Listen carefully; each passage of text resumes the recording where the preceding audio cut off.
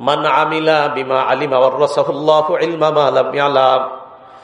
কোন ব্যক্তি যদি একটা জানা বিষয়ের উপর আমল করে, আল্লাহ তাকে অজানা বিষয়ের জ্ঞান দান করে দেয়। ইন্না লিল্লাহ, সবাই সুবহানাল্লাহ বলছেন। এটা নবীর বাণী না, ইচ্ছা করে কইছি, আমি জানি যে সুবহানাল্লাহ কয়ে ফাটাই নেবেন। এটা নবীর বক্তব্য না, আপনাদের হাতে পায়ে ধরে বলি, আল্লাহ রসুলের বক্তব্য না,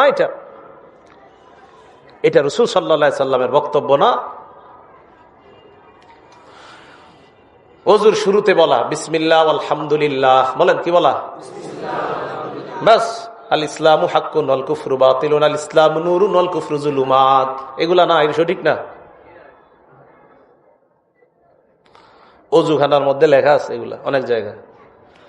এই বাড়ানোটা কি দরকার? মানে নবীর নাম বলে এটা বাড়ানো, কারণ নবীর অংশ তো আছে শুরুতে একটু, কিন্তু পরে যে আরেকটু বাড়ায় দিলেন, এটা তো নবী বাড়ায় নাই।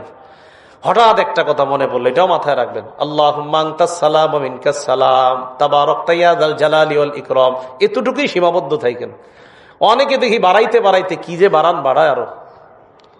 এই বাড়ানোগুলা যদি আপনি নিজের দোয়ার নিয়তে হয় তো ঠিক আছে, সুন্দর, কিন্তু যদি নবী কিন্তু এতটুকু, আল্লাহুম্মা আনতাস সালাম ওয়া মিনকাস সালাম তাবারাকতা ইয়া যাল জালালি ওয়াল ইকরাম, বুখারী মুসলিম খুলেন, এটাই বাস। তো এতটুকুর মধ্যেই সীমাবদ্ধ থাকা। আমি বুঝাইতে চাইতেছি, নবীজিকে বেশি মহব্বত করি বলেই নবীজি সাল্লাল্লাহু আলাইহি সাল্লামের নামে মিথ্যা সইতে পারি না।